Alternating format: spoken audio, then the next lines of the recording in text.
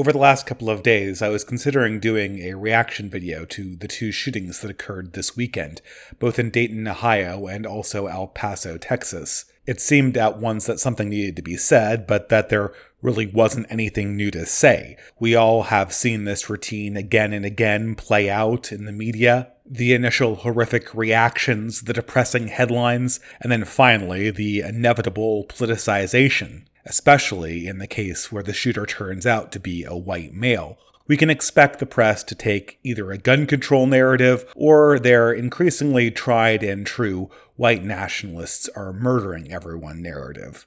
Now, here I don't really have the time or the interest to go over and debunk any of the common progressive or conservative talking points on this matter. Well, it seems that we might indeed be experiencing an upswing of white nationalist-inspired mass shootings, although this is always very, very hard to tell due to the nature of infrequent events. It also should be pointed out there have been any number of left-wing shooters, and one wonders if the left-wing radical shooter isn't a thing more or less because we've defined the term out of existence. But again, this distinction is better left to people who are more professionally inclined to analyze trends in crime data.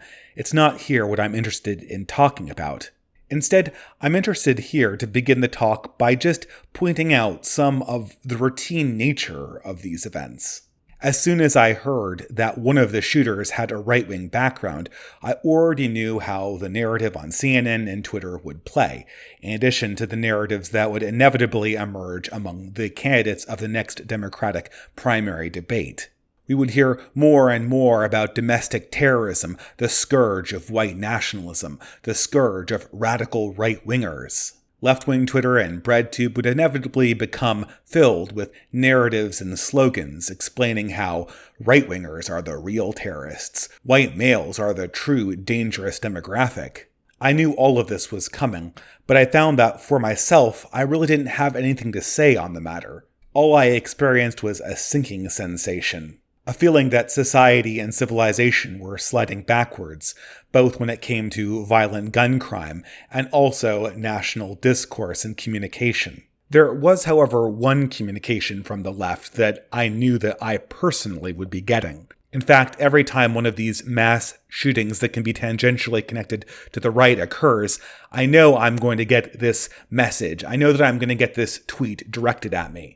And that message, that sentiment, is the left-wing concern troll. The progressive that shows up with concerns about how all of those radical right-wingers are inspiring violent young men to take up arms and murder innocents in the name of their evil ideas. Certainly, Dave, you condemn it. Certainly, you can see here that there's a problem with radical right-wing ideas. Doesn't that give you pause? Doesn't that make you reconsider your positions? Don't you think your other fellow right-wingers take things a little bit far sometimes? Don't you think they might be complicit in the violence and the murder that goes on everywhere in our society? As always, these tweets, these messages, these DMs play out as aghast reactions, when in truth they are merely baits. Naked concern trolling attempting to get me to denounce my own side, denounce fellow right-wingers, really for the entertainment of the left. And for someone of my disposition, this is incredibly common. I do have a very gregarious demeanor. I like talking to people. I like reasonable discourse, and as such, I know a lot of people on the left. In fact, even in my in-real-life friend circle, I was always the conservative people could talk to.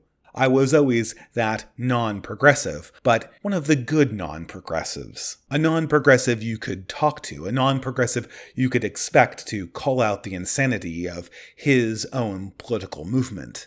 I think it should come as no surprise that as a younger man, living in a somewhat different age than our own, this game was something that seemed attractive, and a respectable role to play in a group of intellectual progressives. I had no problem being the contrarian, even if I was an isolated individual in a group. After all, I was a right-winger because I had individually reasoned my way to certain conclusions. And as an individual, I had no investment in a larger movement or community. If Trent Lott or Jerry Falwell said something stupid, then I could get along with the narrative that conservatives in general were stupid, with the implicit assumption that I was not one of them. I was one of the good ones, after all. I was an individual, right? Well, times have changed. Fast forward 10 years, and there is no dynamic I appreciate less than the attempts of progressives to indict the collectivity of the right, the collectivity of peaceful Christian right-wingers and reactionaries, whenever they can find an example of a prominent reactionary or conservative who has done something wrong. And so it was with some trepidation that I awaited the first batch of these tweets and DMs to come at me in the wake of the tragedy at Dayton, Ohio and El Paso, Texas. Sure enough, I didn't have to wait a single 24-hour period to get one. Reads the tweet, "This is an example of what happens when you demonize immigrants to appeal to bigots. Fascists are crawling out of the woodwork and murdering people at higher rates than jihadis because they think it's their time, and all they understand is violence and murder." Now, there was a time in my internet and personal career where I would have had one or two reactions. The first one would be some kind of reframing. Well, I'm not one of those people. I'm a peaceful radical right-winger.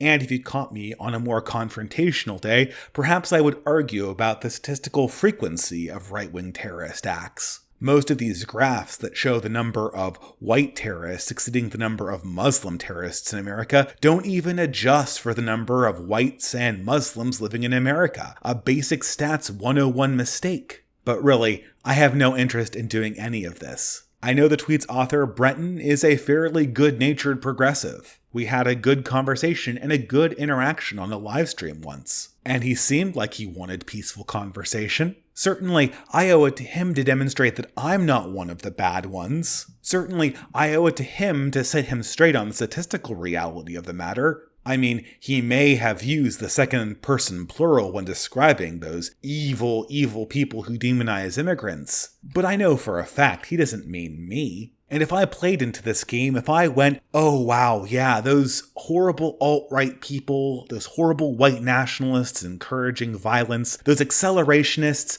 I've denounced them many times. I'm one of the good ones. I could say that and Brenton probably would say something like, Dave, I know you're a good guy. I know you're one of the people who really thinks that peace and social justice can exist in a right-wing framework. If only more right-wingers could be like you. And if I didn't want that little hit of dopamine that exists at the end of a backhanded compliment, perhaps I could feel like a smart person by explaining to Brenton just how a statistical adjustment works. I mean, Brenton, fractions do come with denominators for a reason, don't they?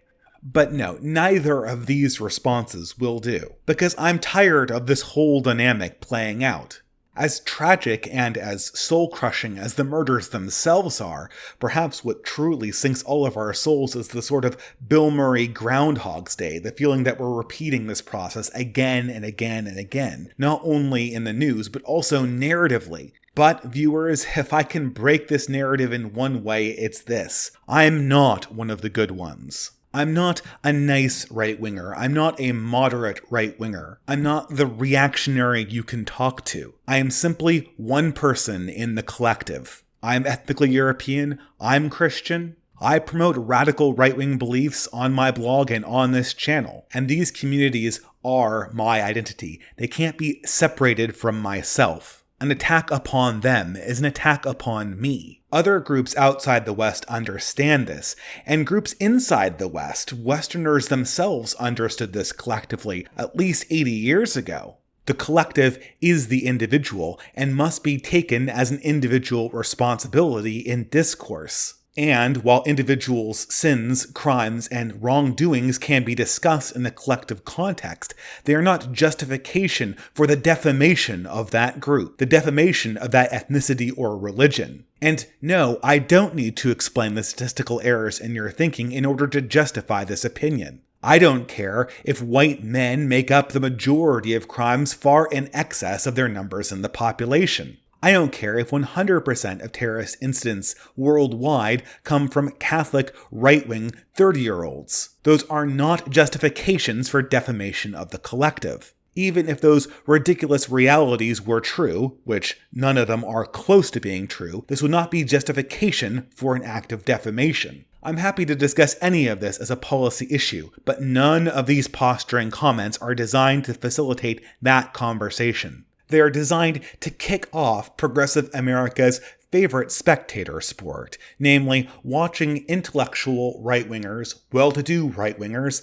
throw their collective communities under the bus in order to perform the proper act of collective contrition for the entertainment value of the mainstream. This has been going on since the 60s, and it's time to stop. If you're a progressive and you kind of like my ideas or just think that I'm a nice guy, then you can extend me the same courtesy you extend to your Muslim friends. You can respect my culture and my ethnicity. I'm not one of the good ones. I am just an ordinary right-winger. And I don't owe you the performance art of throwing my community collectively under the bus for your amusement. You would be ashamed if you heard yourself using this kind of language with any other ethnic group, with any other belief system. It is not an act of genuine concern in any way, shape, or form to indict a community. I'm not arguing with it, I'm not complaining about it, I'm just going to slam the door in your face. Once you feed me these generalized complaints about right-wingers, or my community generally, or conservative Catholics, or white males, the conversation is over. And as far as I'm concerned, the relationship is over as well. I'm simply not putting up with this form of disrespect anymore. This lesson needs to be learned by progressives. This lesson needs to be impressed upon the minds of progressives until they understand the consequences for playing this game. I know you could pull this shit with boomer conservatives. Maybe you could pull this shit with some Generation X conservatives. But the buck stops here. This game isn't going on any further.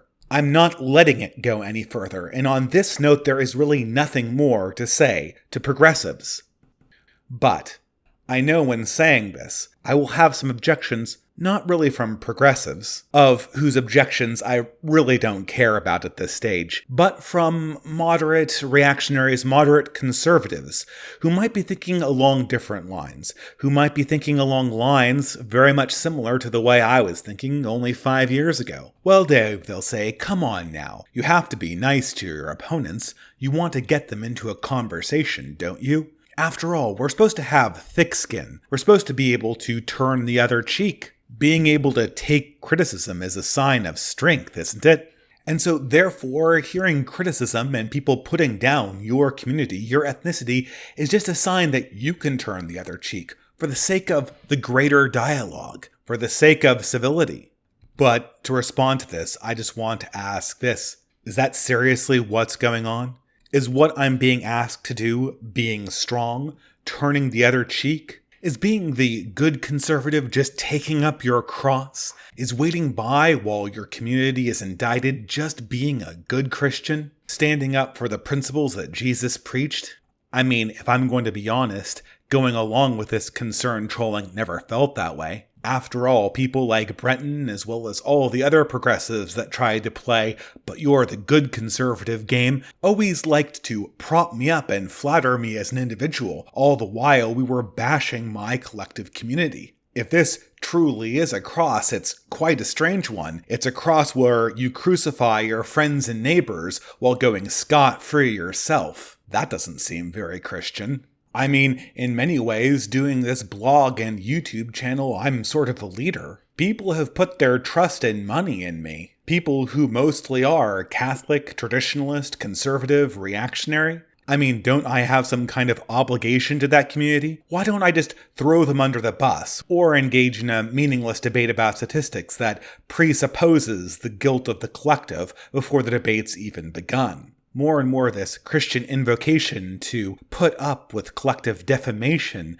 seemed like a strange demonic inversion of Christ's proclamation that no man has greater love than this, but to give up his life for his friends. It seems we may be starting on the wrong end of things if this is our conclusion. More and more, I find this type of collective deferment to be one of the main perversions of the Christian witness that I see, at least in contemporary conservative and moderate conservative circles. And superficially, at least, I can see how it works. We're all called to self-criticism. We're all told to not take things personally when people have complaints about us. But I think this fortitude in the face of personal criticism is being confused and used to justify a type of collective cowardice. After all, criticism of a community is not individual criticism. Sins are always individually accomplished, and humility is, primarily at least, an individual virtue. And hey, I understand that I as an individual, Dave the Distributist, probably has a fair amount of criticism that is justly owed to me.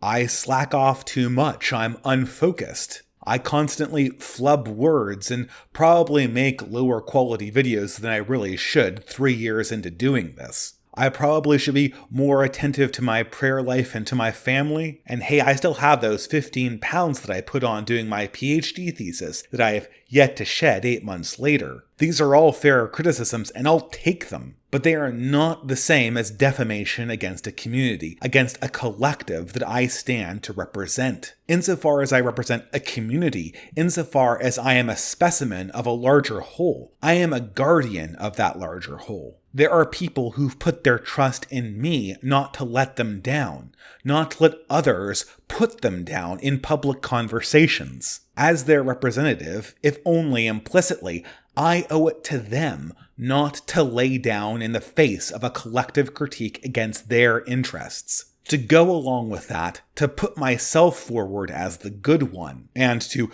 put down the collectivity, no matter how qualified, is not humility. It's shirking a core responsibility. And hey, if you're a conservative or a right-winger and doubt this distinction, fair enough. But before I close out this short video, I would like your reaction to another tweet. This tweet being found as a response on a progressive thread on the subject of raising white boys in light of recent shootings by young white men. When being confronted with just this topic, one progressive mother replies as such, quote, "Mom of 2 white boys here, getting them to see on a daily basis how entitled they are, all the breaks they get that other kids don't, because how they look or where they are from. It is a constant struggle. I honestly feel some days like it's a genetic defect. They aren't angry, thank God, but they do sometimes come home and have the audacity to start out with the, 'It's not fair, XYZ. It makes my blood boil. They seem predisposed to believing that it's some grand conspiracy to keep them down, when in reality the opposite is true. My college roommate went on to get her PhD and did her dissertation on how the fragile white male ego is responsible for all the world's ills, and with each passing day, I think she's more and more a genius." This tweet, apparently from the mother of a group of young white male children. Does anyone think that this mother is doing something courageous? Does anyone think that this mother is turning the other cheek, taking up her cross, being brave in the face of criticism? Or does it seem like she's throwing those who put their trust in her under the bus?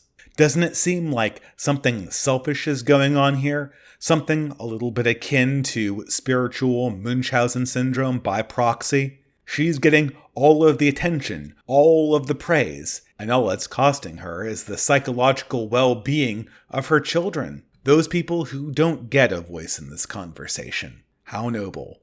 In the end, the final responsibility really does fall to those who represent these groups in public life, who represent conservatives, who represent whites, who represent Christians and Catholics. We can take a stand for collective dignity, just like all other groups, or we can pass the buck to the next generation, just like was done in the case of the Covington Catholic kids. And this, I think, if nothing else, can change this time around.